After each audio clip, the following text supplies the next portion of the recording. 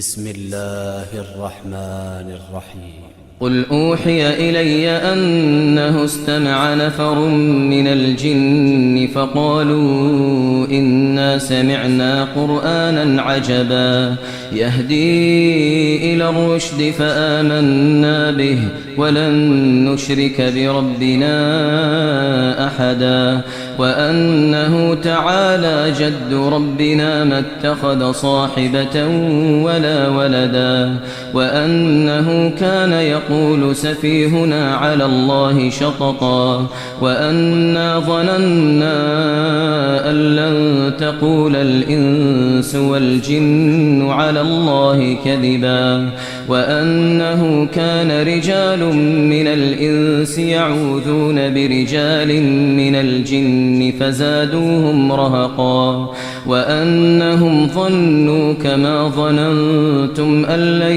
يبعث الله أحدا. We will discuss the jinn in great detail in a later episode, so stay tuned. Let us re-ask the question then, how did Freemasonry end up in Europe? 11th century Europe was ruled by the Catholic Church, which held a firm grip on all aspects of society.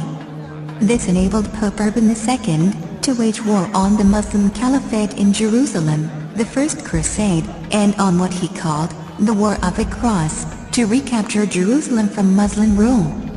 It had been under Muslim rule since the year 637. But in 1099 this rule was brought to a bloody and sudden end.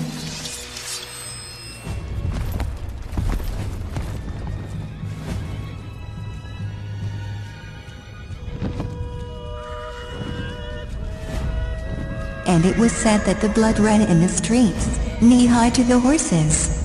Women were raped and murdered, and children were put to the sword. Out of this bloodshed and terror, a group of warrior monks arose. The Knights of the Temple of Solomon, or what they were later to be known by, the Knights Templars. 20 years after Jerusalem was taken, the dome of the Rock Mosque was seized by the Templars, and they began excavating underneath the mosque, and what they found changed history forever. What did they find?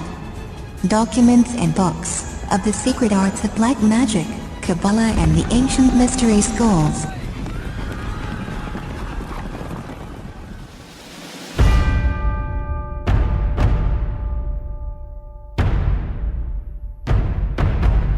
In 1187, after 200 years of war, the Muslims recaptured Jerusalem under the leadership of Saladin.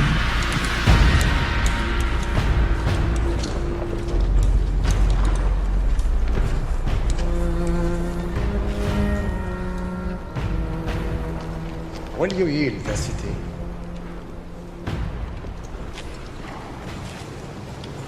Before I lose it, I will burn it to the ground.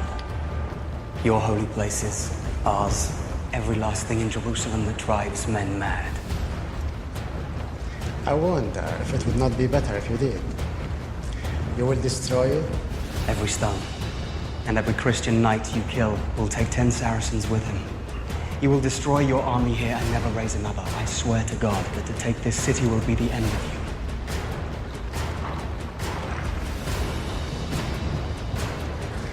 you. Your city is full of women and children. If my army will die, so will your city.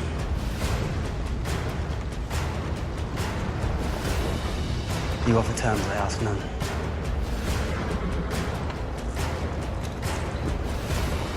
I will give every soul safe conduct to Christian lands. Every soul. The women, the children, the old, and all your knights and soldiers, and your queen. Your king, such as he is, I leave to you, and what God will make of it. No one will be harmed, I swear to God.